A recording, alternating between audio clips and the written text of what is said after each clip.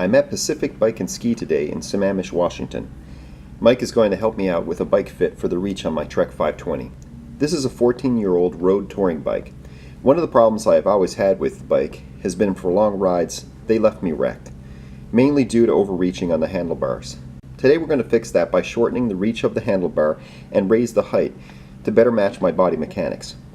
The first thing we're going to have to do is convert the old style quill stem to a modern threadless stem design.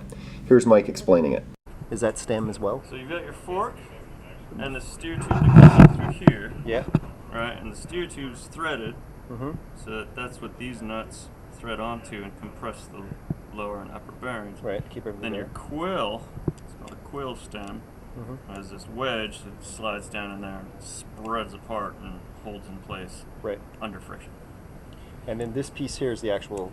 Yeah, so this is a quill style stem. Okay. All one piece. We're going to convert quill to threadless. Okay, so this is a adjustable stem that Mike's putting on.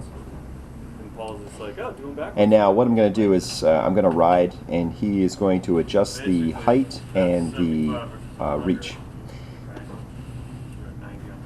And so depending on how far out we put the stem, it will change the handling profile of the bike. So basically it's a balancing act. No, you want it stable, floated. So this is Mike's Sequoia that I was checking out. And another big factor in comfort is choosing your bar wrap. So you can go from like 2mm up to 3.5mm. And so here I am just testing the different types and saying, well, which one do I want?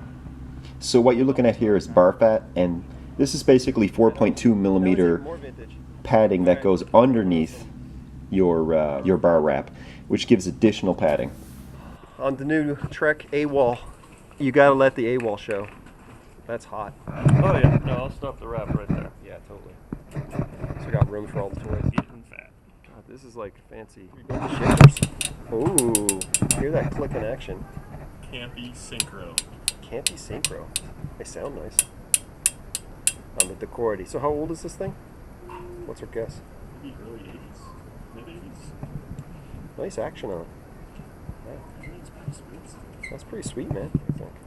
Well, I was just looking at the profile of this. I think I've seen how it like hourglass, you know? Yep. And I was like, well, would it be widened it out here? Yep. So if I could put like this guy around the body, and then the hood goes around that, I might be able to reduce the. All right, ready to give that a gander? Trek has been reborn as the Trek AWOL. So, what do we got going here? So I just picked up the bike today. Mike fixed it up for me. After a little bike fit, we switched over to a modern stem here, our 28-degree rise. Much shorter stem, so it's not sticking out as far. And I have a Specialized AWOL handlebar on here. And besides just the handlebar, the couple other cool things we've got going on. There are little like wing tips coming right here that are taped on the inside. They give me a wider platform for my handhold. Also underneath here are 4.2mm thick gel pads. There's one right here, and then there's one that goes down here. These are micro shifters, and they really dived in. They had a real hollow here, which your hand really sat down into it, and I was getting a blister. So what we did, Mike had the idea to basically take some of the tape and put it underneath, and that rose it up, and it's more flat and straight along, so it's much more comfortable. And you'll notice that with these handlebars, they flare out to the sides, so that's basically designed to give you more stability when the bike is loaded and you're going downhill at speed. So I'm going to take the bike on a repeat ride of what I did on Sunday, and I'm going to take the same route and going to swing by James's house. I'm going to pick up a spare frame bag that he has.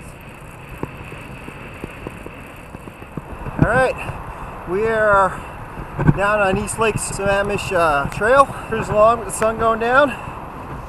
So some of the advantages of having this shorter reach is that I'm actually going to be able to lift up that front tire easier when I'm in off-road conditions. So what I'm doing here is I'm going to go ride the Grand Ridge Trail again, which is a cross-country trail, and I would rate it as easy for cross-country, but on this bike it's going to be a lot more difficult. Sometimes nature gets in your way. We have a little tree down. All right, that's my trail. And it's not as light as my race bike. It is muddy, and this trail is more washed out than it was on Sunday. I have made it to James' house, and there's James. So far I've done 23 miles. I took the Grand Ridge, and it got dark, and I had to turn my lights on, and it was crazy. There was nobody on the trail. I was like, wow, wow, wow. All right, here's the new Blackburn bag. Right now, it's a medium, right? So it fits my bike well, and I need to use smaller bottles, or I might take the bottles out and it extends down. So we'll test it. Just after 11, and for 35 miles, and 2 hours and 50 minutes to pick up one frame bag. I took the bike on Grand Ridge. I was flying down through the woods. There was nobody on the trail, not a soul, except for me and the bunny rabbits. I saw a couple coyotes on the way back on the flat trail, but on the cross country single track, I was doing a couple drops, and that Mike did here for my front stem, bringing it back so it's closer to me. My arms are not out as far. I can pull up the bike now, so I can like pop it to do drops. I was not rattled at all. I was just flying down the trail. It was fantastic. Thanks, Mike. So I'm tired. So I'm gonna grab some water. I'm gonna grab a bite to eat. And I'm gonna go crash.